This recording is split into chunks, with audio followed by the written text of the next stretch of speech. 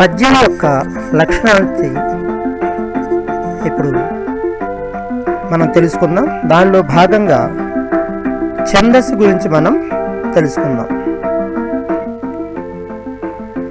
ఛందస్సులో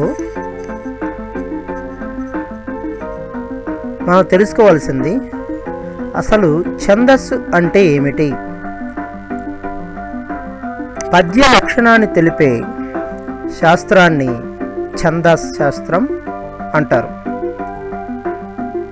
పద్య పాదాలు గణాలతో ఏర్పడతాయి.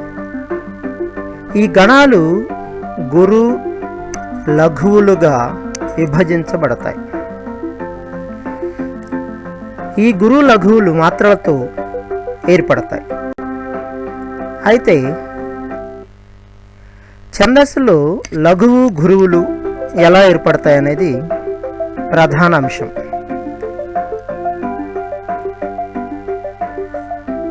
ఒక సెకండ్లో 1/4 కాలాన్ని ఒక మాత్ర అని లేక చిటిక వేసే కాలాన్ని ఒక మాత్ర అని మనం చెప్పవచ్చు. దీనికి లఘువు అని పేరు పెట్టారు. దీని గుర్తు నిలువు గీతగా ఉంటుంది. ఇక 2 మాత్ర కాలాన్ని గురువు అని అంటారు. దీని గుర్తు 2 నిలువు గీతలు గీసి వాటిని కలిపితే కింద నుంచి దాన్ని మనం లఘువు అని. ఛందస్సులో పద్యపాదాల్లో గురువును ఏ సందర్భాల్లో గుర్తించాలి? ఇది చాలా ప్రధానమైనటువంటి అంశం. ఎందుకంటే ఏ సందర్భంలో మనం గుర్తించాలో తెలియకపోతే మనం సరిగా గణ విభజన చేయలేము. ఈ గురువును గుర్తించే అంశాల్లో మొదటిది మనం చూడవచ్చు. దీర్ఘాక్షరాలకు గురువును గుర్తించాలి. దీర్ఘాక్షరాలకు గురువును గుర్తించాలి. మనం కింద ఉదాహరణ చూద్దాం. ఆ, డా, కీ, ను, పే, మామ, కీడు, అలా అనే పదాలకు అక్షరాలకు గురువును ఎలా గుర్తిస్తున్నామో చూద్దాం. చూడండి, ఆకి గురువు గుర్తించడం జరిగింది, డాకి గురువు గుర్తించడం జరిగింది, కీకి గురువును గుర్తించడం జరిగింది, నో, పే వాటికి కూడా గురువుని గుర్తించడం జరిగింది. మామ అనే పదంలో మాకి గురువుని గుర్తించడం జరిగింది. కీకి కీడు అనే పదంలో కీకి గురువును మనం గుర్తించడం జరిగింది. అలా అనే పదంలో లా దీర్ఘాక్షరానికి గురువును మనం గుర్తించడం జరిగింది. ఇది మొదటి నియమము. ఇక రెండవ నియమం చూద్దాం. ఐ, ఔ అక్షరములకు వాటితో కూడిన అక్షరములకు గురువును గుర్తించాలి. ఉదాహరణ చూద్దాం. ఉదాహరణకి 5, ఔర, కైక, కౌలు, రౌడీ, రైతు అనే పదాలకు ఇప్పుడు మనం గురువుని ఎలా గుర్తించాలో చూద్దాం. చూడండి, ఇందులో 5 అనే పదానికి గురువు గుర్తించడం జరిగింది. ఔర అనే పదానికి ఔకి పదంలో ఔర అనే పదంలో ఔకి గురువుని గుర్తించడం జరిగింది. కైక అనే పదంలో కై అనే అక్షరానికి మనం గురువుని గుర్తించడం జరిగింది. ఆ తర్వాత కౌలు అనే అక్షరానికి పదంలో కౌ అనే అక్షరానికి గురువుని మనం గుర్తించాం. రౌడీ అనే పదంలో రౌ అనే అక్షరానికి మనం గురువుని గుర్తించాం. రైతు అనే పదంలో రై అనే దానికి మనం అక్షరాన్ని గుర్తించాం. ఇక మూడవ నియమం ఏమిటో చూద్దాం.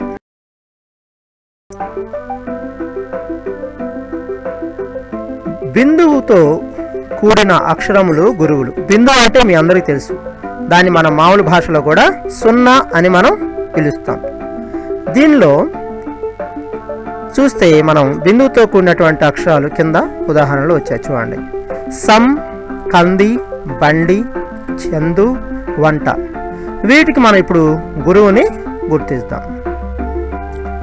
చూడండి, సం అనేదానికి గురువు, కంది అనే పదంలో కం అనేదానికి గురువు ఉంది, బండి అనే పదంలో బం అనేదానికి గురువు ఉంది, చందు అనే పదంలో చం అనేదానికి గురువు ఉంది, వంట అనే దానిలో వం అనేదానికి గురువుని మనం గుర్తించగలుగుతున్నాం. ఇక 4వ దాన్ని చూద్దాం. 4వ నియమంలో విసర్గతో కూడిన అక్షరములు గురువులు. విసర్గతో కూడిన అక్షరములు గురువులు. మనం ఈ క్రింది ఉదాహరణను పరిశీలిద్దాం. ఇందులో మనం చూస్తే సహ, చూడండి, మొదటి దాంట్లో 4వ దానిలో విసర్గతో కూడిన అక్షరములు గురువులు అని ఉన్నది. దానిలో సహ అనే దానికి గురువును గుర్తించాం, కహ అనే దానికి గురువును గుర్తించాం, నహ అనే దానికి గురువును గుర్తించాం, మహ అనే దానికి గురువును గుర్తించాం. ఆ తర్వాత పొల్లుతో కూడిన అక్షరములు గురువులు అన్నారు. ఇందులో పొల్లుతో కూడినటువంటి అక్షరాలు చూద్దాం. మనం మనన్ అనేది, నన్ అనేది పొల్లుతో కూడిన అక్షరం. నన్, వినన్లో నన్ పొల్లుతో కూడి, జనన్ అనే దాంట్లో పొల్లుతో కూడిన అక్షరం. ఇక్కడ మనన్ అనే దాంట్లో నన్ అనే దానికి గురువు పెట్టాం, వినన్ అనే దాంట్లో నన్ అనే దాంట్లో గురువు పెట్టాం, జనన్ అనే దాంట్లో నన్ అనే దానికి గుర్తుపెట్టాం. ఈ విధంగా ఏ అక్షరాన్ని పొల్లుతో కూడి కనుక ఉంటే వేరొక అక్షరంతో దాన్ని మనం గురువు గుర్తుపెట్టాలి. 6వ నియమం చూద్దాం. సంయుక్తాక్షరమునకు ద్విత్వాక్షరమునకు ముందున్న అక్షరము గురువు అన్నాం. అసలు సంయుక్తాక్షరం అంటే ఏమిటి, ద్విత్వాక్షరం అంటే ఏమిటో చూద్దాం. ఒక హల్లు మీద అదే హల్లు చేరితే అది ద్విత్వాక్షరం. ఇక్కడ త అనేది రాయటం జరిగింది. తర్వాత మనం ఇప్పుడు సంయుక్తాక్షరం చూద్దాం. ఒక హల్లు మీద లేక ఒక అక్షరం మీద వేరొక హల్లు చేరితే అది సంయుక్తాక్షరం అని మనం చెప్పవచ్చు. అయితే ఇప్పుడు మనం ఉదాహరణ చూద్దాం. బట్ట, గట్టు, పుణ్యము అనే పదాల్లో ఇప్పుడు మనం గురువుని గుర్తుపెడదాం. బట్ట అనే దానిలో ట అనేది ద్విత్వాక్షరం కాబట్టి దాని ముందున్నటువంటి అక్షరానికి గురువుని పెట్టాం.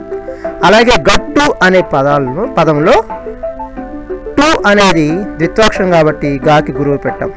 పుణ్యము అనే పదంలో నియ అనేది సంయుక్త అక్షరం కాబట్టి దానికి ముందున్నటువంటి పూకి మనం గురువు పెట్టడం జరిగింది.